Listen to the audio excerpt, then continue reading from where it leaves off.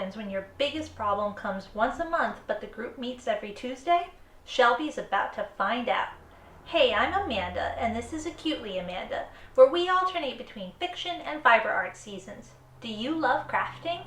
Getting lost in fantasy worlds? Or maybe both? Then this podcast is for you. Hit subscribe so you don't miss what's coming next. So let's dive in. Since it's season 3, we're in fiction mode. I'll be sharing a short story and then, like last season, exploring the inspiration, process, and real-life threads woven through the piece.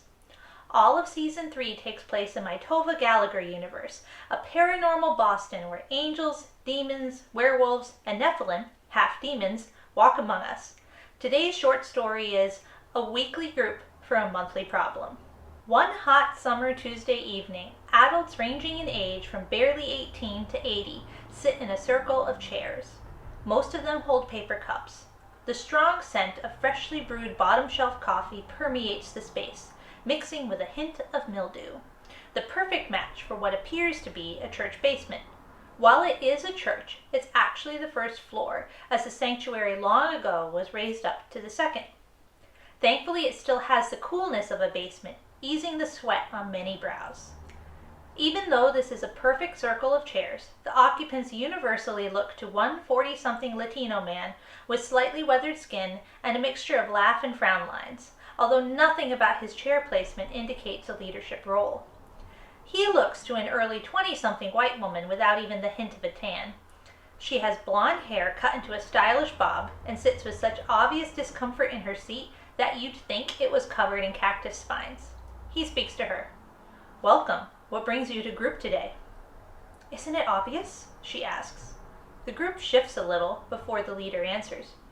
"You'd be surprised. But you must know." "Enlighten me." The rest of the circle bounces their heads back and forth between the two, some with a half smirk on their face like they're enjoying the repartee. "I have a monthly problem," the young woman responds. The leader leans forward, placing his arms casually on his knees, as if he has all the time in the world. "What sort of problem?" "The sort that would bring me to this group." "What sort of problem do you think we address in this group?" "One where it occurs monthly." "Lots of problems occur monthly. The rent being due, menstrual cycles." An older man in the group squirms at this. "It's not either of those," she responds. "Ah," the leader sits up. "So you're a homeowner then?" "What?" She looks to the others incredulously. "This is Boston. Do I look like I have multi-generational wealth?" "Looks can be deceiving." A few in the group nod their agreement. "No, I'm not a homeowner. Look, can we get to the point of this thing? I'm sure everyone here would appreciate it." The leader tilts his head just slightly. "The point of this moment right here is this conversation with you, so you don't have a rent problem or a menstruation problem." "Can you please stop saying that?" "Menstruation is nothing to be uncomfortable with." The older gentleman who looked uncomfortable earlier coughs. The leader continues.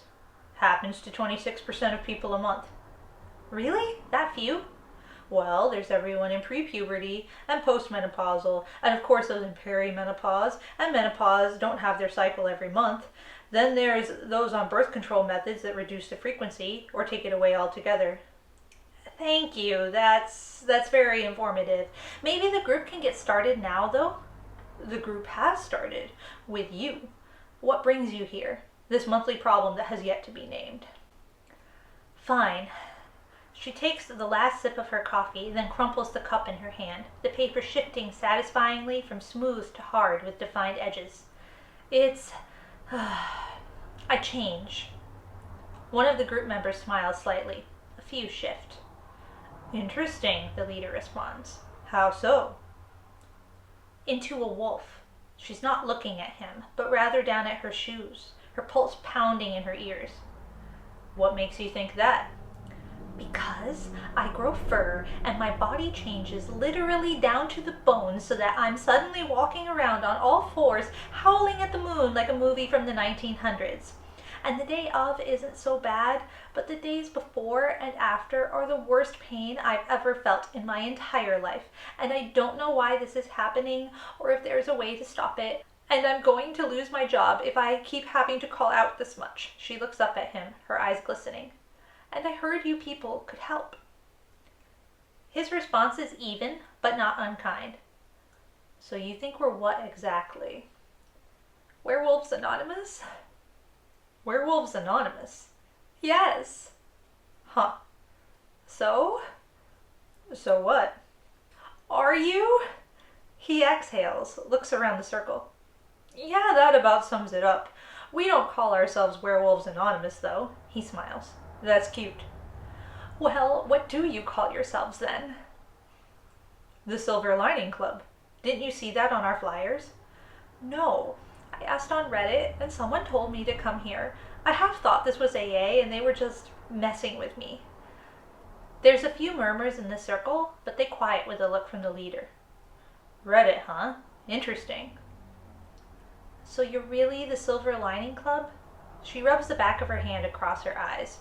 Her neighbor, the elderly gentleman who squirmed at every mention of menstruation, gets up and walks to the table the coffee cups came from. A box of donuts rests open there. Using a napkin, he takes one and walks back over to the circle and hands it to her. She accepts it. The leader waits for the delivery of the donut to be complete before speaking. Yes. But doesn't silver kill werewolves? She takes a bite of the donut. It's chocolate-covered plain, and the sweetness of the chocolate brightens up her whole tongue. She wants to linger on it, but the leader is answering her. Oh yes, he says, but primarily in bullet form.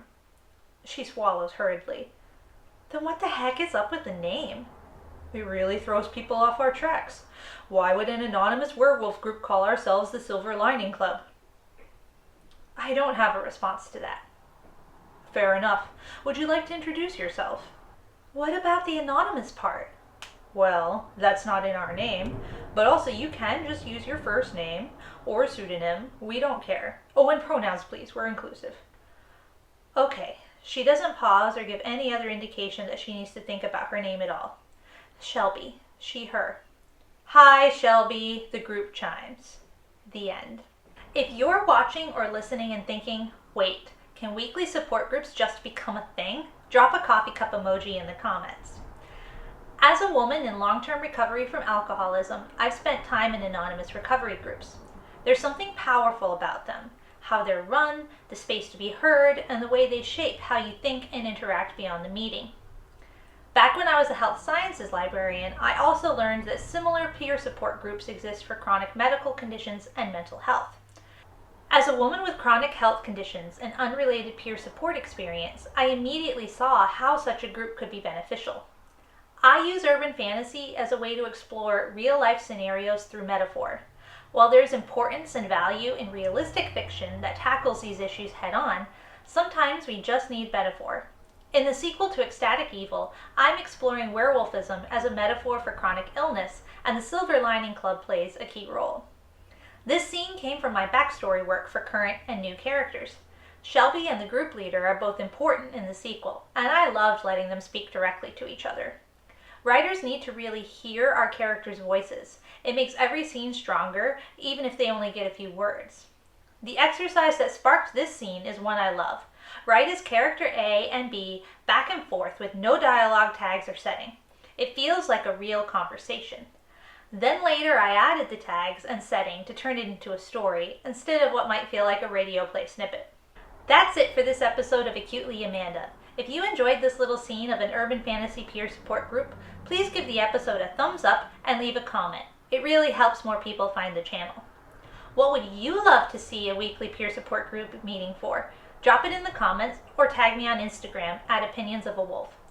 Next week, we're finally meeting an exciting new addition to the Tova Gallagher universe, the vampires. You won't want to miss them.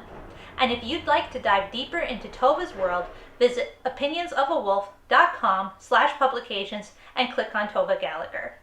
See you next time. Bye.